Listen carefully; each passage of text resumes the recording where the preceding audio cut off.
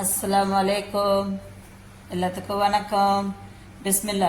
வாங்க, இன்னைக்கு எங்கள் வீட்டில் என்ன சாப்பாடுன்னு எனக்கு பிடிச்ச வெஜிடபிள் வாங்க உங்களுக்கும் கொடுக்குறோம். இங்கே பாருங்கள், இங்கே சுட சுட சாதம் இருக்குது. சாதம் அப்புறம் இங்கே கீரை கூட்டு பண்ணியிருக்கிறோம். சிகப்பு தண்டு கீரை. இங்கே நான் டால் வச்சுருக்கிறேன். இது டால் சூப்பராக இருக்கும்.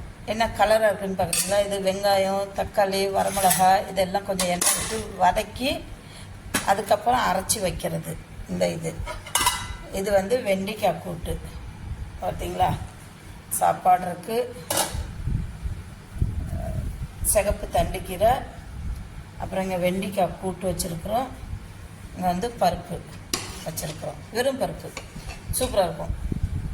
வெங்காயம், தக்காளி, வெள்ளைப்பூடு, கொஞ்சம் சோம்பு இதெல்லாம் வச்சு கொஞ்சம் எண்ணெய் விட்டு 2 வெந்தயத்தையும் போட்டு நல்லா வதக்கிட்டு அதுக்கப்புறம் மிக்சியில் போட்டு அரைச்சி பருப்பு வெந்த பிற்பாடு அதில் கொட்டிட்டு தாளித்து இறக்குனா சூப்பரான பருப்பு. தேவைன்றவங்க நெய் போட்டுக்கலாம். நெய் போட்டால் இன்னும் சூப்பராக இருக்கும். எங்களுக்கெல்லாம் நெய் பிடிக்கும். நெய் போடுறவங்களுக்கு, வேண்டான்றவங்களுக்கு அப்படியே சாப்பிட்லாம். நெய் போட்டு சாப்பிட்றவங்களுக்கு நெய் போட்டால் சூப்பராக செம்மையாக இருக்கும். வாங்க, பிஸ்மில்லா. அஸ்ஸலாமு அலைக்கும். எல்லாத்துக்கும் வணக்கம். பிஸ்மில்லா.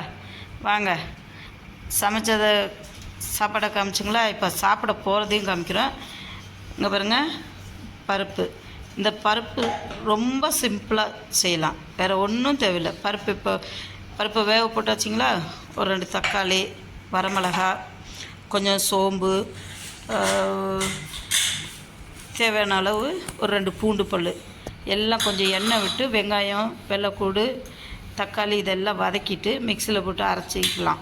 அரைச்சி எடுத்துகிட்டு வெந்த பருப்பில் தூக்கி ஊற்றிடுங்க. அதில் 2 வெந்தயத்தையும் போட்டுருங்க. அப்போ என்ன ஆகுனா நமக்கு கேஸ் இருக்காது. அப்புறம் தாளிக்கிறது ஈஸி தான். வெங்காயம் போட்டு கடுகு உளுத்தம்பருப்பு போட்டு தாளித்து கொட்டுறப்போ கொஞ்சம் பெருங்காயத்தையும் போட்டுருங்க. அதே மாதிரி டெய்லி ஒரு கீரை சாப்பிடுங்க. கீரை உடம்புக்கு அவ்வளோ நல்லது, குளிர்ச்சி தரக்கூடியது. ஆனால் தண்டு கீரை ரொம்ப சாப்பிடக்கூடாது. வாரத்தில் 2 நாள் சாப்பிட்லாம். தண்டு கீரை முட்டி வலி வரும். அதனால் தண்டு கீரை அவாய்ட் பண்ணிவிட்டு மற்றது எல்லாமே சாப்பிட்லாம் டெய்லி. இது வெண்டைக்காய் பொரியல். பாருங்க, வெண்டைக்காய் பொரியல் சொல்லவே தேவையில்லை உங்களுக்கு. வெண்டைக்காய் பொரியல் அவ்வளோ நல்லது கொலஸ்ட்ரால்காரங்களுக்கு, இந்த கை கால் முட்டி வலி இருக்கிறவங்களுக்கு எல்லாத்துக்கும் அவ்வளோ நல்லாயிருக்கும்.